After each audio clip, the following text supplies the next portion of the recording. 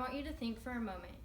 Think about how many mosquito bites you get each summer. For me, mosquito bites are an every night occurrence, it seems like. Most of the time, you would think that a little mosquito bite would only have little effects. But if the mosquito has been infected and is carrying the Zika virus, it can have deadly effects. After many hours of research, I will be talking today about what the Zika virus is, how it is affecting people today, and how to prevent the disease.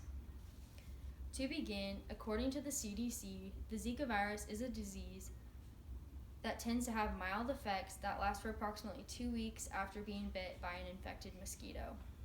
It was also stated in the article that some of the common symptoms are fever, rash, joint pain, and red eyes. People typically do not become sick enough to become hospitalized from this disease, and it very rarely kills anyone. However, when the Zika virus is contracted by a female who is pregnant, it can have major effects on their unborn child. Now that we know a little bit about the Zika virus, I'd like to share with you how the Zika virus affects people today. As I stated earlier, the people who are at the highest risk for being affected by the Zika virus are pregnant women. When a pregnant woman is bit by an infected mosquito, it can cause their unborn child to develop the birth defect microcephaly. Microcephaly is a condition in which the baby's head is much smaller than expected, and this is often caused by a lack in brain development. Furthermore, other serious health concerns for the baby would include poor eyesight, intellectual disabilities, speech delay, and even seizures. Now I will be showing you a diagram of how this affects a newborn.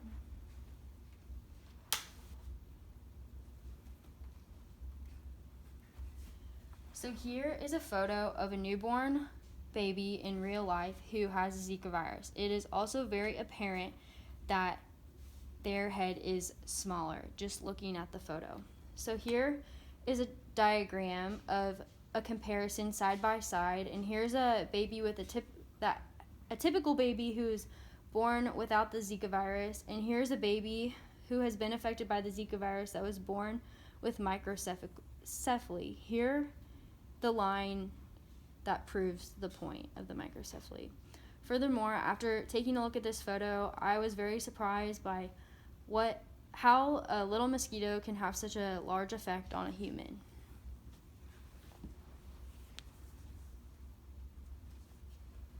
Now that we have discussed how the Zika virus affects pregnant women and their fetuses, we will be talking about the future of the Zika virus and how to prevent this disease.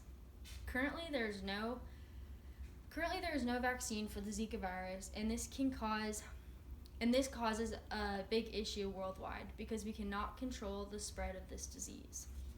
So, according to Johns Hopkins Medicine, it is recommended that a pregnant woman should not travel to any country where the Zika virus is widely reported. Also, it is encouraged that if a pregnant woman decides to travel to one of these countries where the Zika virus is widely reported and they develop the symptoms that I stated earlier, fever, rash, joint pain, that they should go and see their doctor immediately for treatment. Although the Zika virus does not affect women who are not pregnant, it is important for everyone to be informed about how the Zika virus affects pregnant women to prevent its spread. Overall, the Zika virus is an ever-changing virus, and there are currently many studies working towards a cure for this disease. In conclusion, I have shared with you what the Zika virus is, how it affects pregnant women today, and some precautions to take to prevent this disease.